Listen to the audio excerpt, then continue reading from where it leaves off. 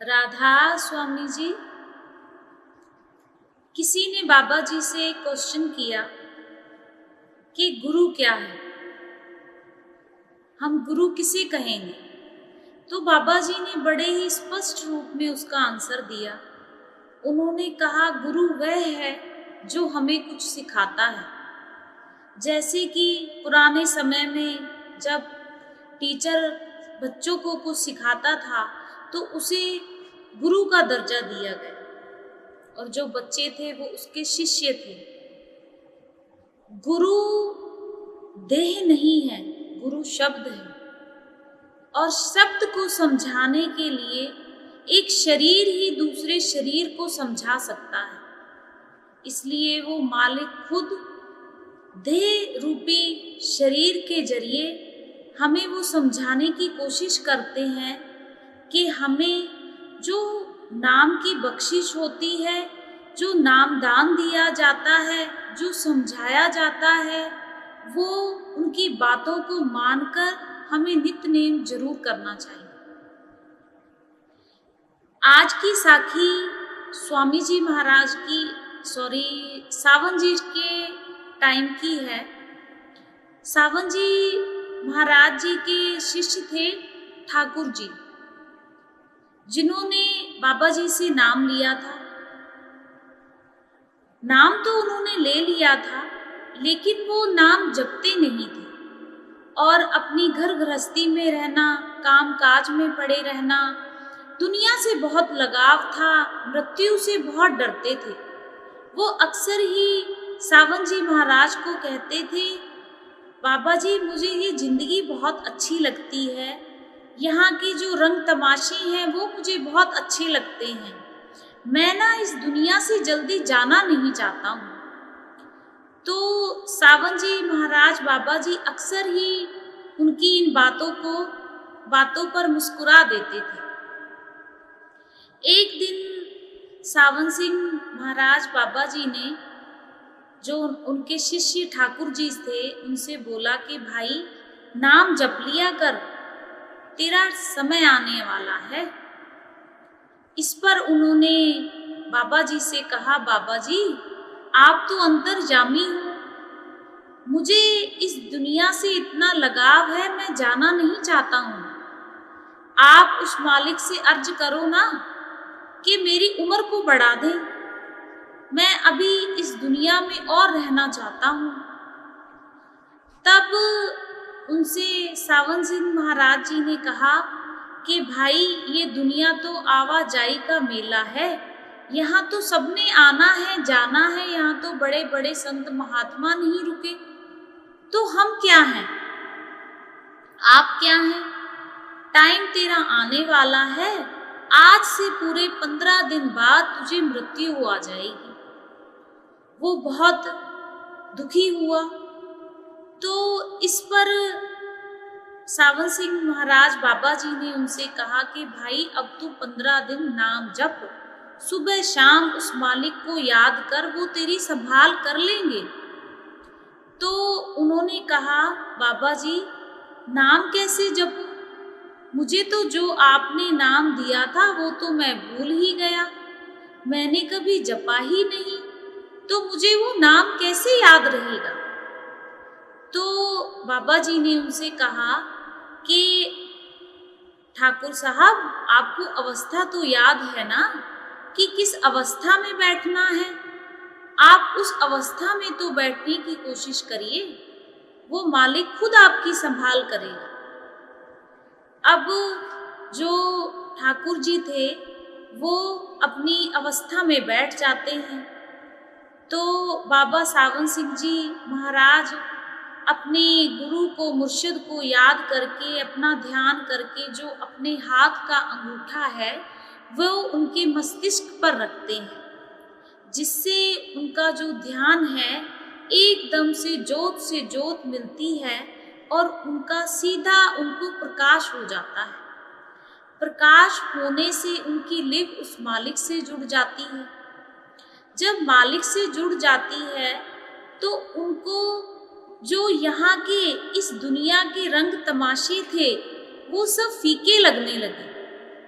और उस मालिक ने जो उनको दिखाया वो सब अच्छा।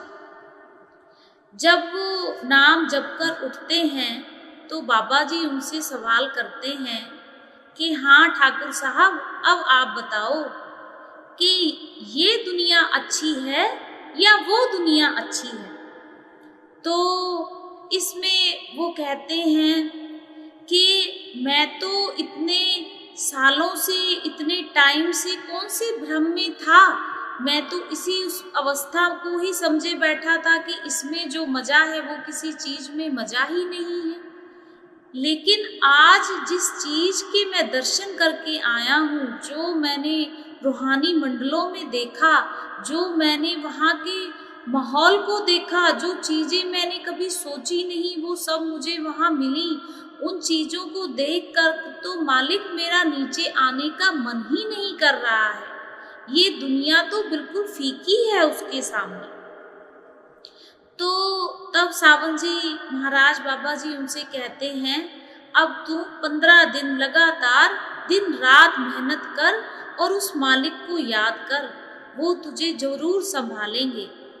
अब जो भाई मालिक से पहले कह रहा था कि मालिक मेरी उम्र बढ़ा दो, मुझे इस दुनिया में रहना है, इस रंग तमाशे देखने हैं, इस दुनिया से इतना उसको लगाव था। अब वो नाम जपने के बाद जब उसकी लिव उस मालिक ने उस गुरु से जोत मिलाई, उसके बाद उसने उस मालिक से क्या कहा कि मालिक मुझसे तो भूल हो गई, मैं तो इतने साल जिंदगी के बर्बाद कर लिए यहाँ पर, अब मुझे ये 15 दिन 15 साल के बराबर लग रही हैं, तो क्यों ना आप मुझे अभी ही ले जाओ, मैं अब यहाँ रहना ही नहीं चाहता, मैं तो उन रूहानी मंडलों का सफर करना चाहता हूँ जो जोत से जोत मिलाकर उस गुरु से मिलाप कराते हैं। तो इस पर स्वामी जी कहते हैं कि तब भाई आपने मुझसे कहा था कि मेरी उम्र बढ़ा दो, मैं इस दुनिया में और रहना चाहता हूँ।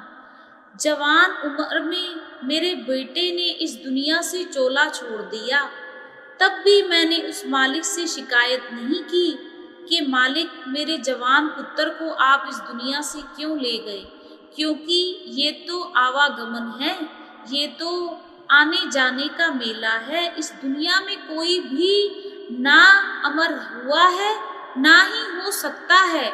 जो एक बार इस सृष्टि पे आया है उसे जाना ही पड़ेगा। बस फर्क इतना है कि कोई नाम जप लेगा तो उसका आगे रूहानी मंडलों में अच्छे से वो रह सकेगा, अगर नाम नहीं जपेगा तो यहीं ही घूमता भटकता फिरता रहेगा। वो मालिक उसकी फिर रक्षा करने के लिए नहीं आएगा, उसको लेने के लिए नहीं आएगा। इसीलिए गुरु का होना भी हमारी जिंदगी में जरूरी है। जब इस साखी को सुनाने का क्या मकसद है? इसका मकसद ये है कि जब हम एक गुरु से नाम लेते हैं, नाम की बख्शिश कराते हैं, वो मालिक हमें नामदान देता है, तो हमें उस गुरु की बात को मानकर भजन सिमरन करना चाहिए, अपना समय उस मालिक के लिए देना चाहिए। अरे देने वाला तो वो आप है, अगर हम उसके लिए भजन सिमरन करेंगे तो वो सारे काम हमारे खुद ही कर देगा। वो मालिक खुद कहता है कि बाबा जी ने कई बार क्वेश्चन आंसरों में भी कहा है, सत्संग में भी कहा है कि भाई जो देने की ताकत रखता है वो जानने की ताकत भी रखता है। उसको हम क्या कहते हैं कि हमें ये दे दो, हमें वो दे दो। उसने जो देना है वो आपके बिना मांगे भी दे देना है। तो क्यों ना हम भजन सिमरन करके उसके अच्छे शिष्य बने, उसके अच्छे बच्चे बने, ताकि वो अपने आप हमें देखे। जैसे कि बाबा जी अक्सर कहते हैं कि भाई मैं तो उसे ही देखूंगा, माँ पिता हमेशा उसी बच्चे को देखता है जो पढ़ाई करता है, जो अच्छे नंबर लेके आता है, उसी के बारे में ही घर में जिक्र किया जाता है कि ये बच्चा अच्छा है। जिस बच्चे ने कभी किताब ही नहीं पढ़नी है, कभी पढ़ना ही नहीं है, उस बच्चे को पिता भी क्या कहेगा? पिता भी तो उसी बच्चे को देखेगा ना जो उसका कहना मानेगा। तो हमारा फर्ज है कि हम भजन सिमरन करें। उस गुरु को अगर हमने माना है, उस गुरु को अपने इस हद तक उसको अपना दर्जा दिया है, तो उस गुरु को हम उसके वचनों पे चलें, भजन सिमरन करें और अपना स्वार्थ भी संभालें, परमार्थ भी संभालें। तो आज की ये गुरु के लिए, उस परमात्मा के लिए, बाबा जी के लिए है साखी कि हमें उस मालिक के लिए जिसके साथ हम जुड़े हुए हैं, भजन सिमरन जरूर करें। अपने काम काजों में से टाइम निकाल कर घड़ी 2 घड़ी चलते फिरते उस मालिक को जरूर याद करना चाहिए। और आगे भी हम कोशिश करेंगे कि रूहानियत के पर्पस में और भी आपको साखियाँ सुनाएं उस गुरु से मिलाने के लिए, ताकि हमारा जो इस साखी को कुछ टाइम के लिए हम सुनते हैं ना, या हम किसी बाबा जी की क्वेश्चन आंसर सुनते हैं या बात करते हैं, तो वो घड़ी 2 घड़ी कुछ पल तो हमारे उस मालिक की याद में निकल ही रहे हैं, तो वो भी हमारी जिंदगी के काउंट होते हैं।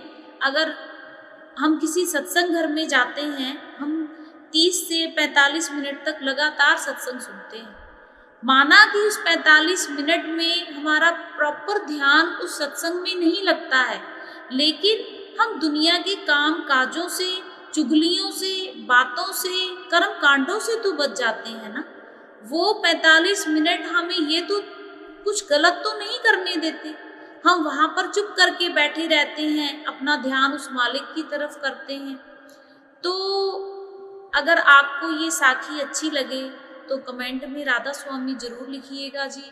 चैनल को सब्सक्राइब करिएगा, शेयर कर दीजिएगा, और आज के लिए बस इतना ही जी। राधा स्वामी।